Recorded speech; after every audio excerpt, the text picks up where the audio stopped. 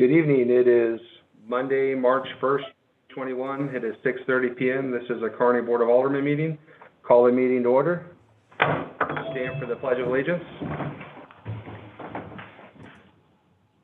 Pledge allegiance to the flag of the United States of America and to the republic for which it stands, one nation, under God, indivisible, with liberty and justice for all.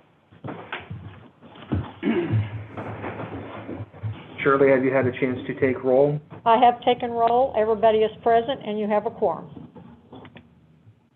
Board will move on to the consent agenda. Please see the consent agenda as presented. Are there any questions or concerns on the consent agenda this evening? If there are no questions or concerns, can we entertain a motion to pass the consent agenda? So moved. Second. All in favor? Aye. Opposed? Consent agenda passes. We'll move on to mayor's remarks. I did want to mention this evening that if you're not aware, obviously we do have a use tax ballot on the April 6, 2021 election coming up.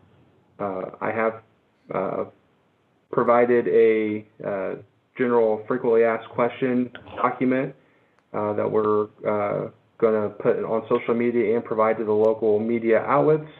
But as well as we're going to have meetings with the mayor scheduled out through 3 different dates. Tomorrow those will go live.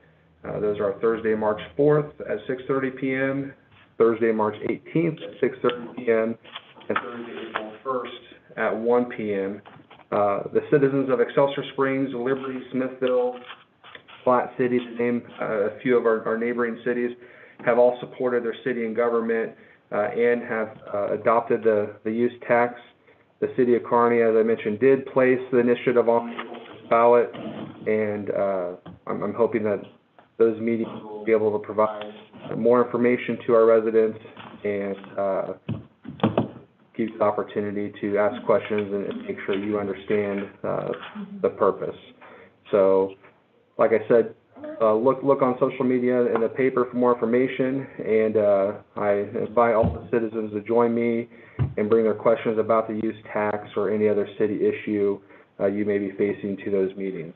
That concludes my mayor's remarks, and we'll move on to the administrator's report. Thank you, Mr. Mayor. I will ask under new business, I think, to place this on for consideration, just wanted as a reminder. Mr. Mayor, this evening we have our budget to present, and I'd like to do it using electronic means here. For the fiscal year 2022, I'd like to read you our budget message. The COVID-19 pandemic has had a dramatic effect on city operations. The 2020 amphitheater season canceled, along with the July 3rd fireworks and the Jesse James Festival was canceled. That would have been on their 50th anniversary. Team sports have either been canceled or conducted quite differently. The senior dinner theater trips were canceled, and until further notice from our health officials, we must assume congregational activities must be avoided. Of course, this changes daily. And fiscal impacts have been less dramatic than initially forecasted, and our department heads have reacted responsibly, slowing the start of some projects and doing things differently. Interest earnings dropped to 0. A loss of $170,000 will be absorbed by this revenue from the loss of interest revenue. Our public safety officers have adjusted their roles for less contact, and with that, smaller court dockets. The park department, being the most impacted, went on to work on maintenance chores rather than recreation programming, though recreation programming was done as well. This budget is hopeful that amphitheater events may be resumed in late summer. We are hopeful there will be a reopening in August, and we are discussing weekly Saturday night events in the month of August, leading into the Jesse James Festival, followed with an Oktoberfest.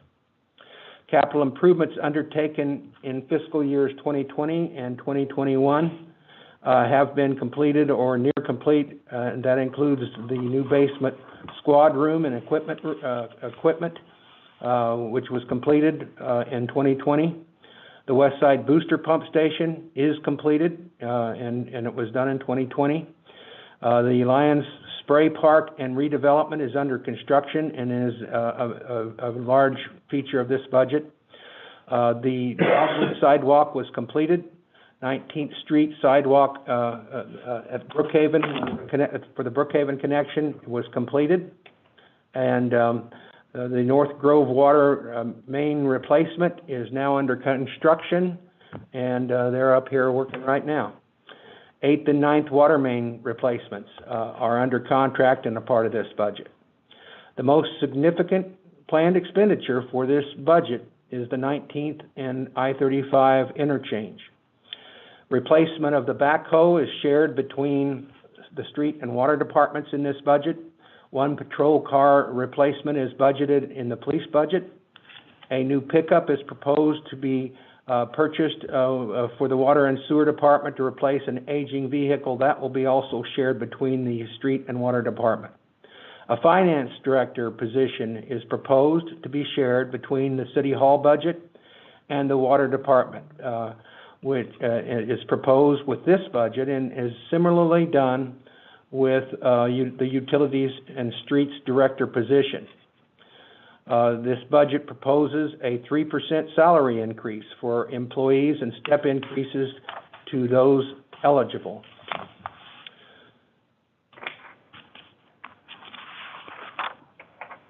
Well,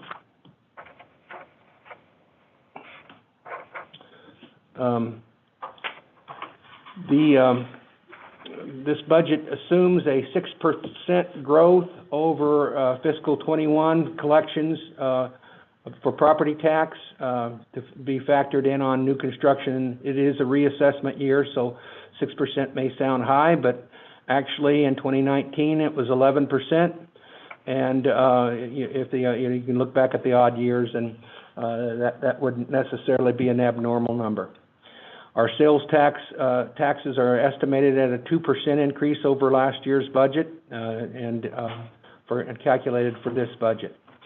Our total salaries for the entire budget are at $2.8 million. That's for 45 employees and 11 part-time employees. And on page 4 of the budget, I wanted to identify that in the City Hall budget, we've been postponing and deferring the roof maintenance here, and I have lost confidence in the membrane that we have in existing. We were going to do a single coat fix on it, but I am talked to Garland Roofing, who does the school's roofing, and I think we ought to invest in a 30-year roof for this building. It's going to cost $100,000, and I'm going to propose that we do a municipal lease purchase to help pay for that. So that's in the proposal. On page 5 in the budget is the Carney Area Development Council contract. With this budget, notice would be given to the KADC that the annual contribution is proposed to be reduced by $20,000 to accommodate a $30,000 commitment for Innovation's fourth plat development. Therefore, it is a net funding increase of $10,000 dedicated to KADC purposes, the total overall funding being $80,000. This is not how I presented it and contemplated it when we approved the KADC Carney Trust Company agreement. And I simply point to you that we have major considerations and funding cuts throughout this budget, and this is one of them. On page 8 of the budget, I want to bring to your attention that the city is in its final year of the Republic Allied contract. Resolution 22-2012 has been a successful 10-year contract that has provided residential waste hauling, curbside recycling and biannual bulky item pickups for Carney residents at competitive rates. In addition to that, this contract relieved us, our city trash is picked up for free in this contract, at no cost. And so it's been a great contract for the city. And therefore, it is recommended that a committee be formed to negotiate with Republic for an extension of this contract. If this cannot be done, then we would go to the bid market, and we would need to be doing that in this coming year because we'll only have 1 year remaining after July. And so after July, that commences our final year of 10 years. I'll tell you, and you can look, there's no one pays cheaper rates than Carney for that amount of services. And even with their annual increases of 3.5%, I'm telling you, there's just nobody that comes close to matching that. Also in this budget, we would propose a recycling fees be instituted on the electronics. We need to charge some fees for that to make that work. We've been doing that with mattresses, and that works out okay, and we've gotten along well with that. And I think people need to understand if they want to get rid of their hard drives and their computers, this is a safe way to do it, and it's worth paying for because they're a certified, Midwest is a certified recycler. And we'll see if that drops the demand completely, or, you know, if people are willing to, pay for disposing of their items. But we can't continue to pay for it because we are subsidizing it 100%. The park capital improvements budget, that is where the Lions redevelopment is at. And when you go to page 49 of the budget, I just wanted to show you that in this column under actuals, you'll see that we took in, we generate $1,093,000 in funding. We've spent $322,000 on the current contracts, and we are hoping to carry over about $1 million, which is coming close to what our projection is. And so throughout this year, we'll be this coming year we'd be receiving $250,000 in grant funding to help build that park and get it opened up. And I wanted to bring it to your attention in the Fairview Cemetery budget. We just shared a cost of a fence with our neighbor and he built it, and we shared half the cost, which was $3,000, and it has changed the character of that area where we have lots to sell. I'd like to build fencing completely around that addition that's on the south side of the trees, and I don't have any partners to share it with, and so it would be $10,000, but that's been appropriated in the budget. We hope that you do consider that. In the park fund budget, on page 13, we do want to do a fireworks show. We're contemplating a smaller in-town show. We still think July is too close to the time to be contemplating a mass congregation in Jesse James Park, and so we also have recognized that fireworks display in December went well, and we want to, with that $23,000 would pay for actually 2 shows. So that's in there. We'd like to do some downtown Christmas decorations, and right now it's pull snowflakes is what has been proposed, and that's just for downtown area. We can't put these down 33 Highway again for the same proximity reasons that we can't put the flags out over the pavement. So those poles are just too low, and so this is a downtown improvement. It's a carryover in the budget, and with a little bit more funding, we still are wanting to do a dog park. It's listed there at Mac Porter Park, but actually Jesse James Park is rivaling that. but we'll work with the park board and work with you all on finding a vital site for that before we would proceed forward.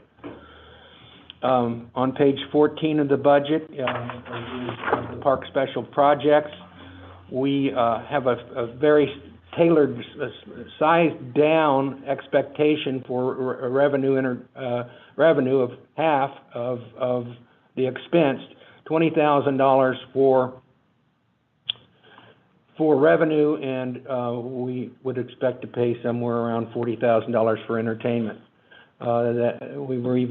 We talked about ideas about maybe even some free shows, but not sure about that because we'll just see how that all goes. But August is when we're going to try to concentrate on. We think we can sign contracts and make commitments for that month. I also want to bring to your attention, we have retired the pavilion lease purchase, and that revenue stream is really not there right now because our corporate sponsorship had dropped out with the amphitheater. And in our final year last year, because of the pandemic, that sponsorship was not made by North Kansas City Beverage, and we did not exercise the clause to cause the Knights of Columbus and the festival to pay, because they also had no revenue to lean back on. So the city has absorbed the entire final payment. I do call this a successful partnership that has helped the city acquire a beautiful pavilion structure that continues to be enjoyed by this community, and providing the partners are able to continue to receiving the North Kansas City Beverage corporate sponsorship, it may be possible to develop future mutually beneficial projects. So just wanted to bring that to your attention that happened. On the transportation budget, that's funding our street department. Our total net revenues of $1.3 million would be funding, on page 16 of our budget is where I'm at. And that is, I have a line item for $55,000 I point to the Phase 2 stormwater plan. That $55,000 will not cover that stormwater plan. But we've got to get that undertaken. We'll after we receive notice that we're over 10,000, we'll be seeing the EPA notify us and give us a timetable when that'll have to be done. So I'm simply keeping it as a note on our agenda that the funding is really not there in this budget. So it's another weakness that we have here that we must pay attention to. The street maintenance budget is at $430,000. We had $530,000 budgeted last year, so there's $100,000 cut. We cut $100,000 last year, and I thought we did a really good job of addressing our roads. I think we can do it again, and I'm asking our street department to make that work for us. So also that's an item that's unfunded, that's identified, and we're hoping that the use tax will be recognized as and embraced by our citizens. We have piping that needs to be replaced in Shadowbrook, in Regency Park. Just a lot of funding needs there that cannot be met with this current budget. We want to acquire a new vehicle.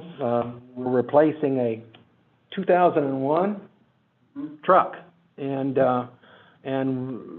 that 2001 truck will be replaced with, it'll be moved down the line, and we'll put this new vehicle with the most used vehicles, and whatever, I'm not even sure what the sewer plant will get, but they're light users of the vehicles, so they don't need a brand new pickup, and so they'll get a hand-me-down.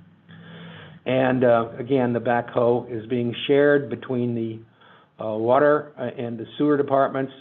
A backhoe here in town can be purchased for $90,000 under the state contract. I'm pleased to say the New Hollands are great backhoes, and that's what our street department wants. So those numbers hold. On page 18 of the budget, we have a line item for the Salt Dome at $135,000. don't think that that's enough money to do that. And we contemplate, after we get a site plan done through the engineering, and we may want to incorporate that into a municipal lease purchase finance with the city hall roof. We'll see how this goes. The mayor suggested we try to do some refinancing of the existing funds, debt funds that we, or debt instruments we have out there, and I think that's a very good idea. So just wanted to identify that that's very much on a goal of this budget, is to get the salt dome built. We don't have all the answers to how that's going to happen, though. Weren't we looking at 225 on that? That would be a better number.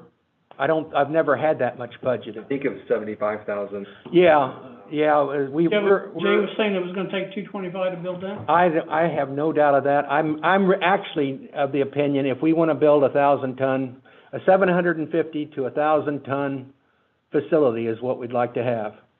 And, I don't have numbers for you to tell you what that is. But I think we've studied it pretty well on our end.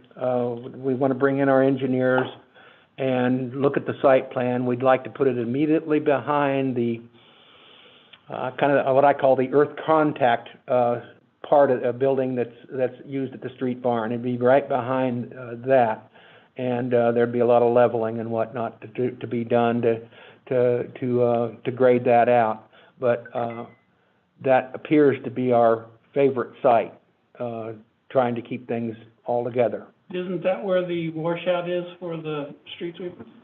The washout for the street sweeper is farther north, and north of the recycling. We're talking about the earth contact, what I call the earth contact, the big, long, narrow building that's inhabited by the street department.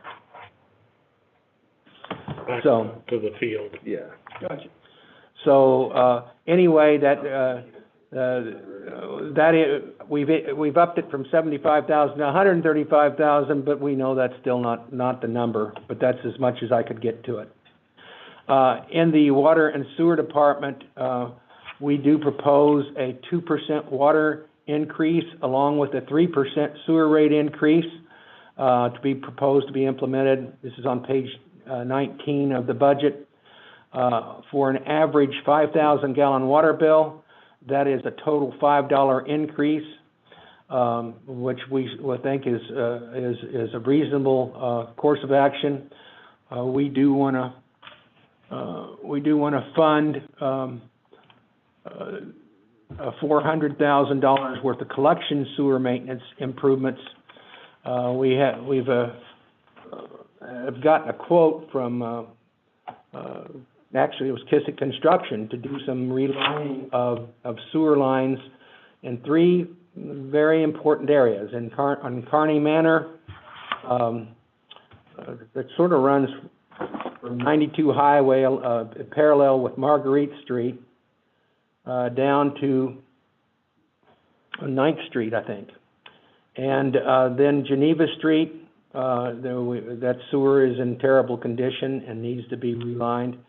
And at 10th and Prospect, those 3 sewer lines we cambered about 3 years ago. And we think we can undertake this project and fund it. We also have in here the retrofit for the Eastwood Seniors Lift Station, which you guys thankfully approved for us tonight. That's in the budget, and because it won't be undertaken until just a few weeks from now at least. And so in addition to that, the budget contemplates the North Grove water main improvements. That's actually out of the Water Plant Capital Improvements Fund on page 22. That fund received $550,000 for that project, and we're excited about that project because those guys are tired of repairing leaks in those same neighborhoods year after year, and this will relieve that issue.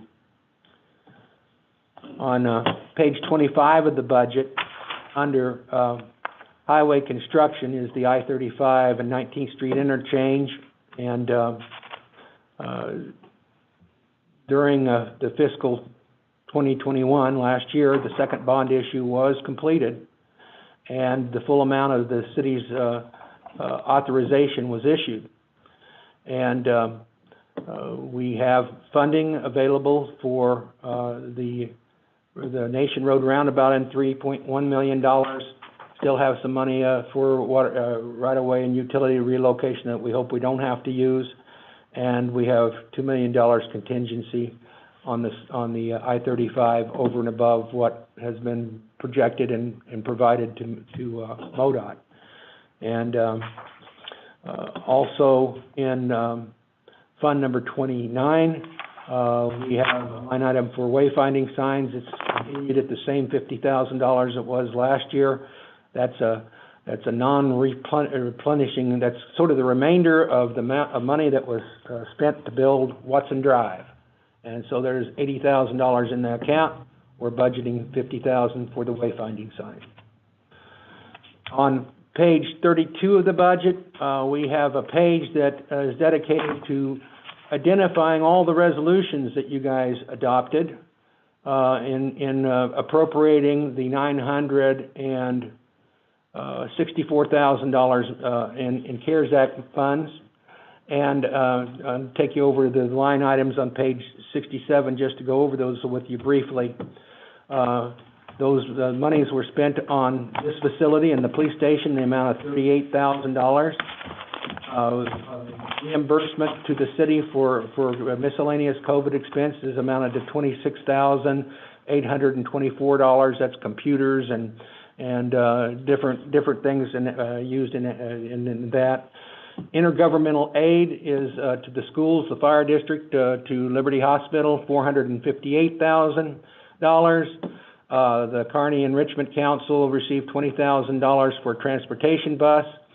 The small business grant program was $131,250, and public safety salaries amounted to $291,086. So we've actually overspent that fund right now by a few dollars, and we'll have to rectify that later with a. In going over debt, I'd just like to show you the consolidated statement of indebtedness. If I can.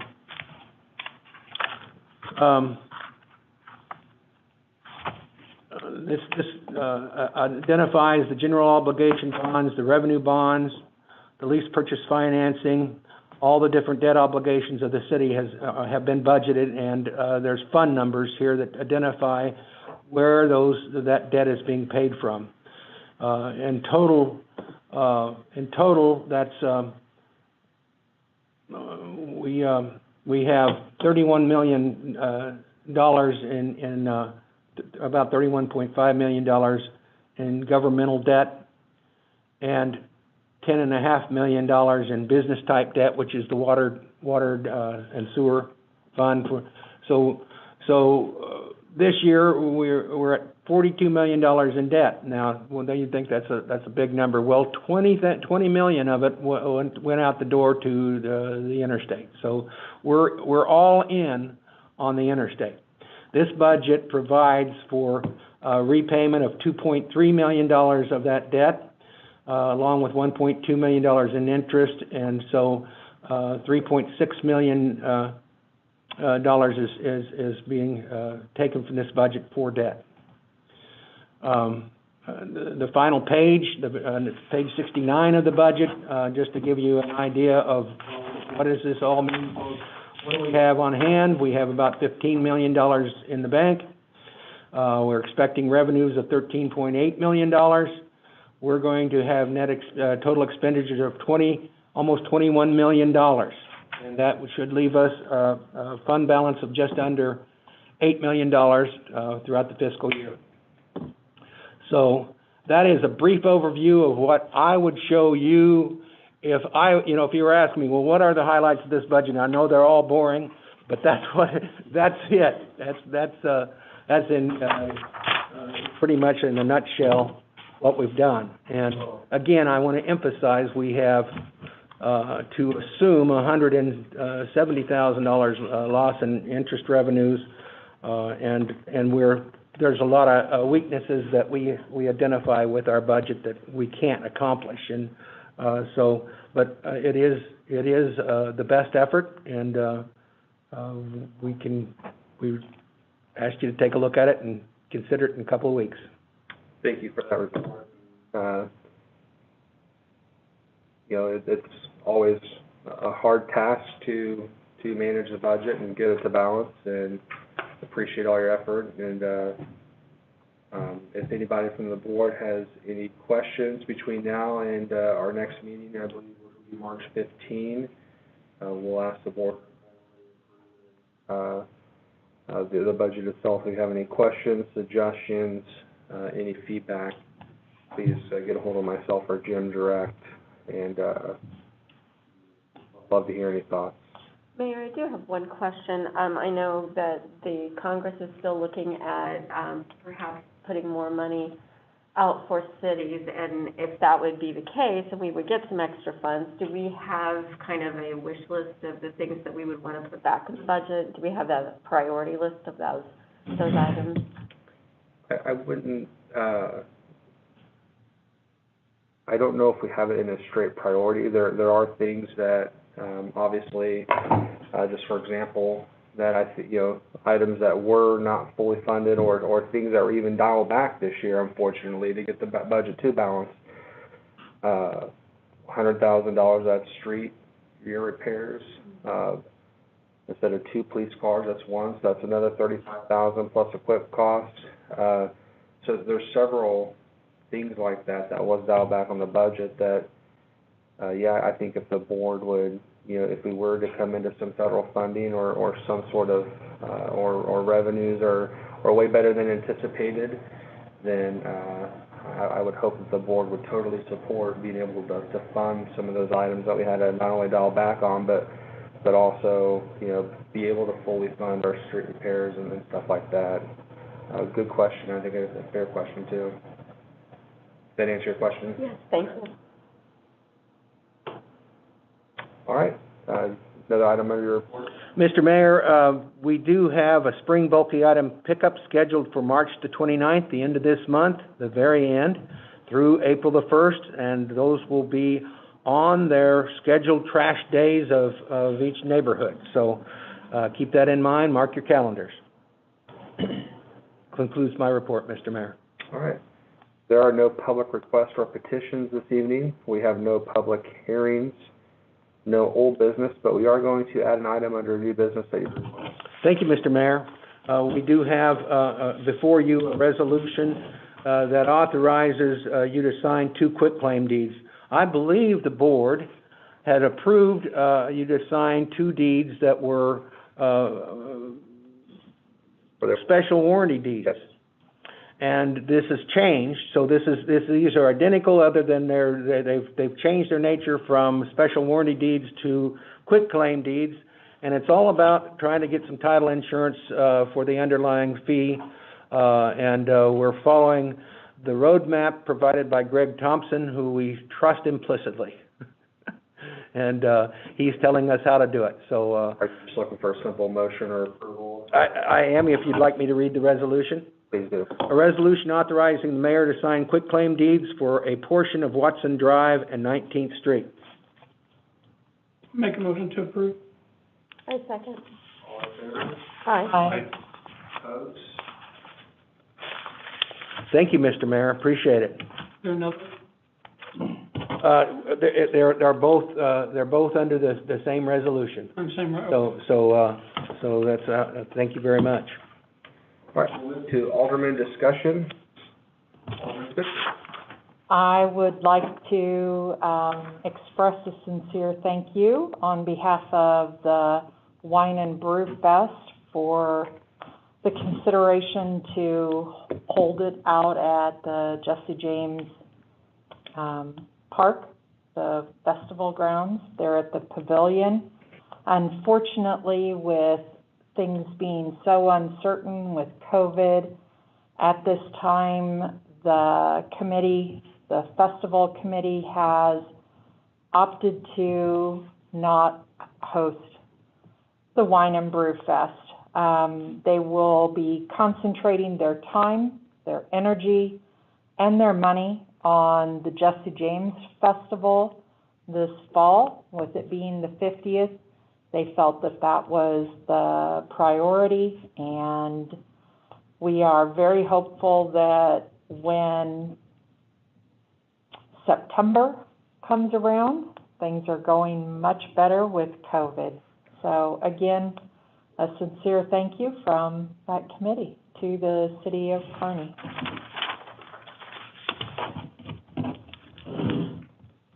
Alderman Holt? I just want to, again, I always love to brag on our people in this town. We had the misfortune of having some bandits come through and steal some catalytic converters. And the firehouse for the seniors had a new bus that they were using. And somebody came in and they stole their catalytic converter. It was $800 to replace. And as soon as they put the word out, in 15 minutes they had the full $800 from our community to get that fixed.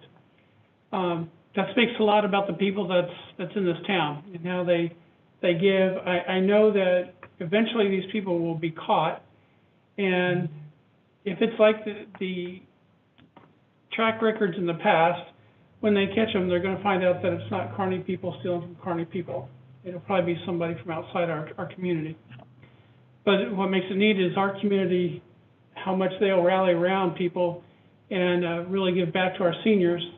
And they replaced that $800 in 15 minutes to get that van fixed. And that just makes me proud of the community that I serve. It makes me proud of the community that I live in.